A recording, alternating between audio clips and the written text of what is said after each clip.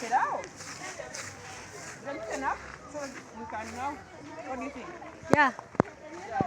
You spoke of burning, but they said burning, even if you burn it today, tomorrow in the morning you'll find a huge one there. So that you better speak to the elderly people. They are the ones who send their kids, and even them, they come and just dump here. So I don't know, but we have to speak. Now clean for what? For have a class from here. Yes. Let's come and sit here now. Just put on. Yeah, but I got a budget now.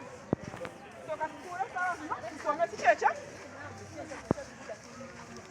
Abambadde obuveera mu bugyeko ku mikono, tutandike okusoma kwaffe. there was myself. Good, you have going on.